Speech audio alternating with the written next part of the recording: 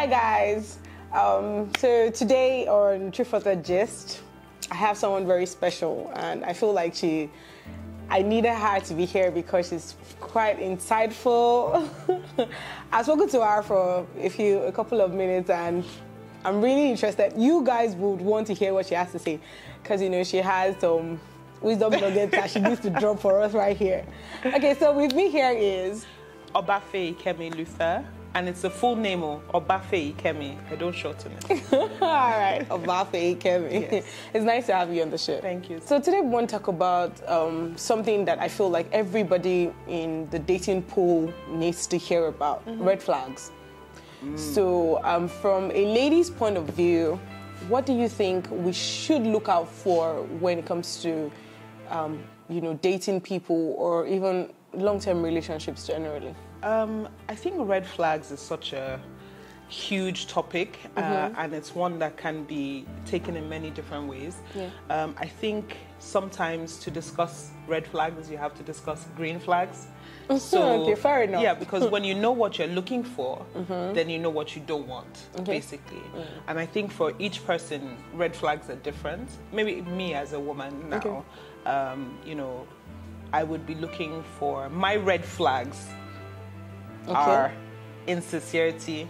Okay. I'm sure you gathered earlier on, I don't like lying. I don't like people who lie. So I think that's the first red flag for me. Someone who can tell a little lie can tell a massive lie.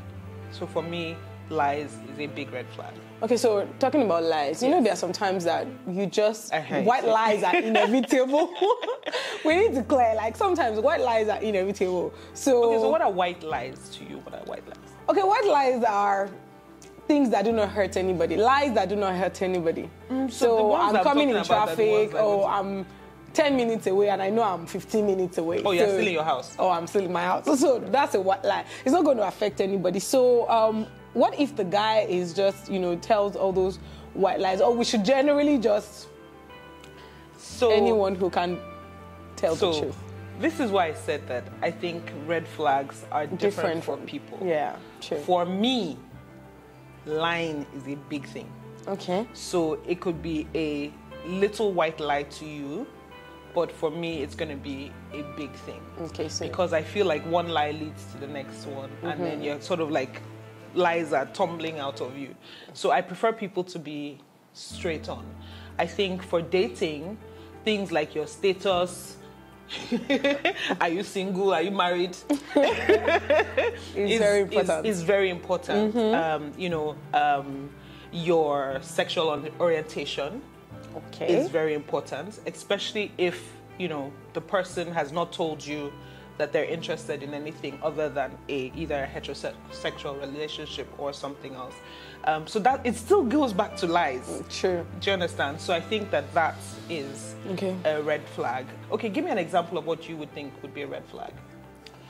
Okay, for me, it's, as you said, insincerity, number one.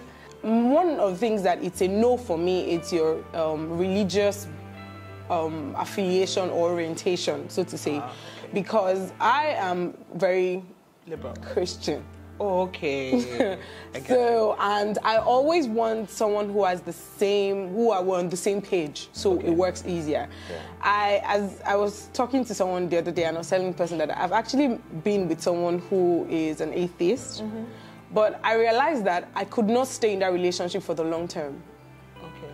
Because we kept on clashing on some of our beliefs. For me, I might not necessarily call it a red flag, but it's something that can't work for me. Again, it comes down to being honest and honesty and speaking your mind and communication. So basically, that's for me red flag number 2.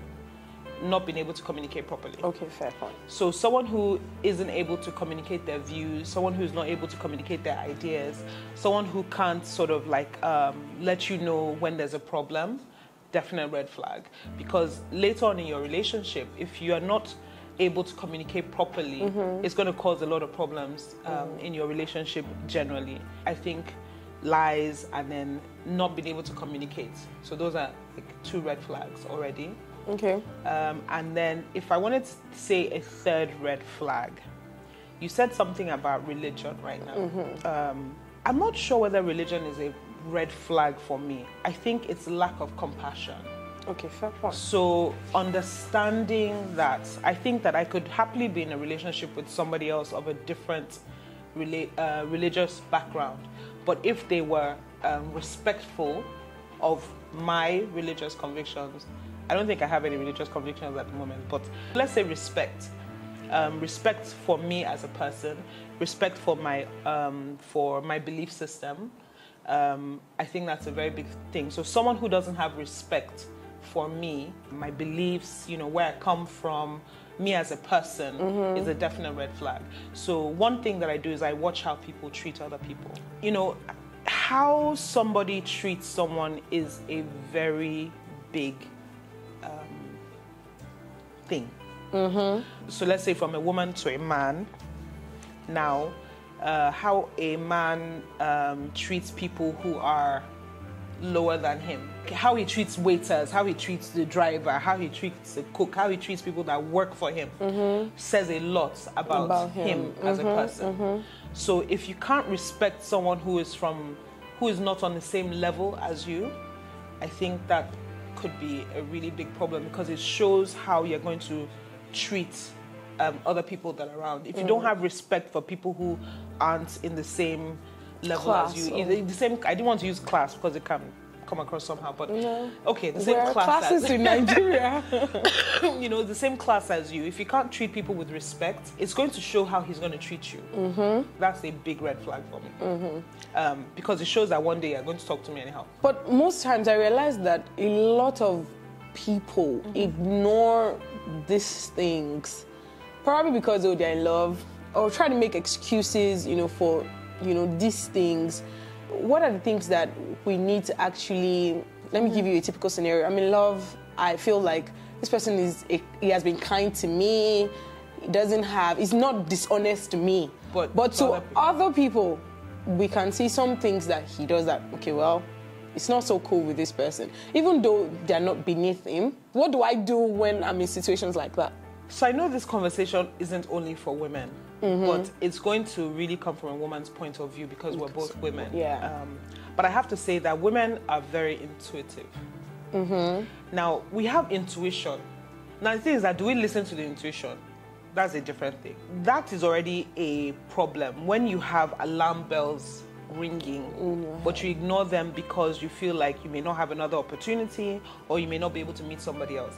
That's really the reason why people ignore red flags, because you feel like this is your only chance, or this is the only opportunity you're going to have.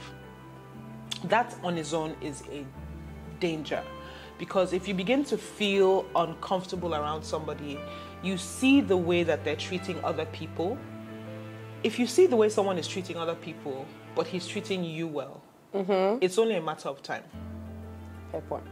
And I can say this from an age perspective. I've been in the world for a while. But I think that the way that someone treats people apart from yourself, I think it's the strongest sounding board for you of what the person's character is like. Okay. So if he treats you well for the time that you are in love, but you see that outside he's rude to the megad, he shouts at his driver, he's shouting at the staff, he's insulting people, you haven't met him yet. A lot of times people talk about the red flags. Let's talk a little bit about the green flags. Okay. So what are the things that you think that one should look out for? Please don't say dishonesty. No, I was going to say integrity. Someone who is true to their word, someone who, and when I say true to their word, it may not always be positive, but someone who is actually going to be honest to you about their feelings. I was speaking to someone earlier on, and we're just talking about the fact that what a lot of people are afraid of is that people are not forthcoming with where it is that they are at the moment. So if I'm going into a dating situation, and I was saying that men really know what they want. Okay. From what I've heard and from what I've seen, they may not tell you what they want to, but they know what they want. And another thing, sometimes women don't hear, or they hear what they want to hear. I totally agree. Okay, so if a man comes to you and he says to you, like, I'm just I just want a hookup.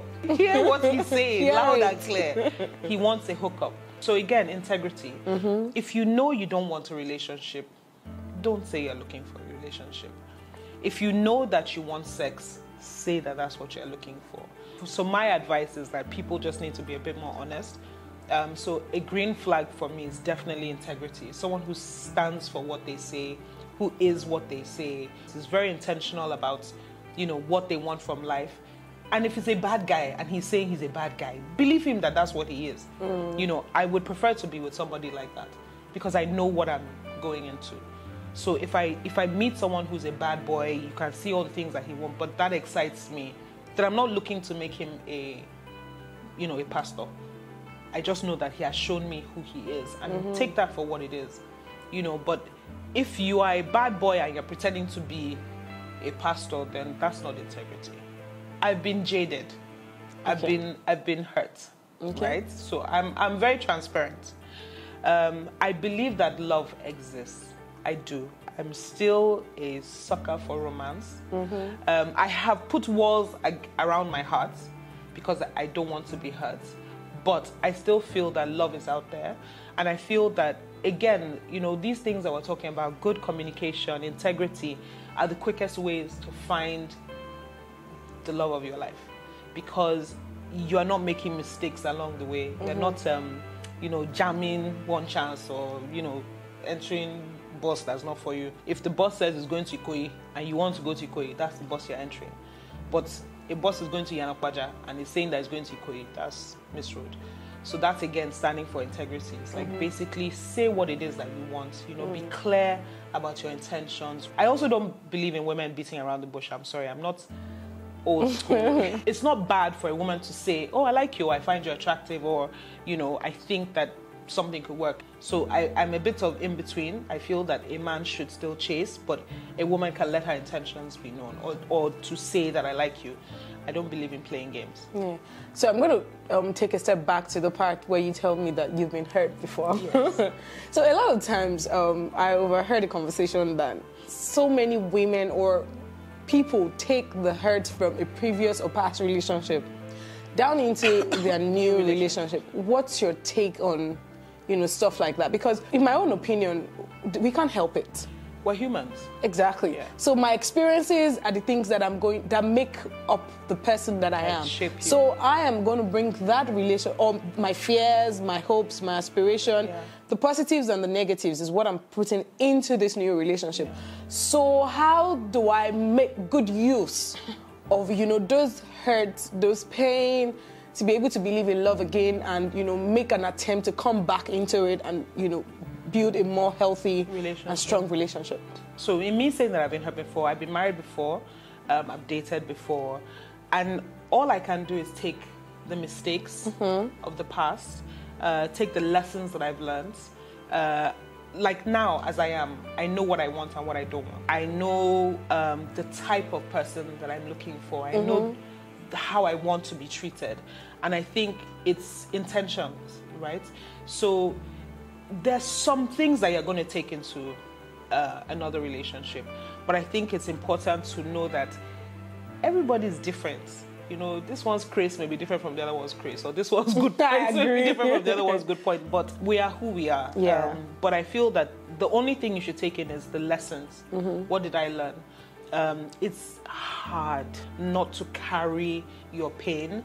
I know that before I got married, the hurts that I received in dating was worse than the hurts. And I carried the whole of my experiences into my marriage. So from the beginning, I was already looking for a phone. Is he cheating? Is he doing this? Is he doing that? And then I had to say to myself at some point, Obafeyikemi, you're going to find what you're looking for. So it was basically me having a conversation with myself and saying, you know what? You're not going to do this anymore, because I'm the one that's going to have the hurt, right? So we can only speak to ourselves and talk to ourselves and be like, okay, this happened in my other relationship. I don't want to carry that pain into this other relationship. Who is this person? And then it goes back to our initial conversation of green flags and red flags. If the communication is there, you can let the person kind of know that, look, this has happened to me. I may come with a few baggages. My suitcase, my portmanteau, everything is here. I'm going to try to leave them outside. I'm going to try. My makeup bag may enter inside the house once in a while, but I'm going to leave the rest of the load outside. Communication. It's just to talk to the person, and then also make sure the person is open to talking to you as well, so that along the way you know what's happening. You know, are you going too far with some of your things? Not bringing, this is what he did to me before. But I'm this person, I'm not the other person. So it's just for us to be intentional. It's for us to have a clearer understanding of who we are as people, and to really not be afraid of our humanity. We're humans, we're going to make mistakes, we're going to make errors. And in relationships, one thing I believe in about love is that your heart will be broken. We should not be afraid of that. Because if you're afraid of heartbreak, then you're not going to get into a relationship. But you shouldn't be so afraid of heartbreak that you don't allow your heart to open. Don't be so scared of making a mistake or so scared of having your heart broken that you're not open to the opportunity of love. For your experience as someone who's been married before, what's the one lesson that you think that you personally now have learned? Yes, that you will do better in the next relationship. Communicate better. And I'm not quick to have temper. Okay. So I'm kind of like quick. I've learned to chill. Okay. And I've also learned to realize that I have value. Okay. For me, energy is where it's at. If the energy is not flowing, I'm not there. I'm not giving what I'm not getting back in return. Okay. And I think that it's, energy doesn't lie. We don't listen to it enough, but energy doesn't lie. So if the person is, you can fake many things, but you can't fake energy. So if that energy is not coming, if that connection is not there, thank you for joining us today. It was wonderful. We really enjoyed, some of the beautiful things that you shared with us today. So, guys, you've heard her, you've heard our experience, you've heard the things that she has had to share. Energy doesn't lie. Guys, energy doesn't lie. Hear it. If he says that he's a bad guy, he's a bad guy. If he says he's a good guy. Yes. He's a good guy. But so don't forget to like, subscribe, and share with your friends some of these things that we have shared on our Instagram page at True Flutter. Can I just say something? Thank you. Yeah. And if you're older than 40, please, True Flutter is available. I'm really, don't be afraid. Come, join us, because I'm excited. I want to know more. So yeah. Yeah, thank you so much. Okay, so bye, guys.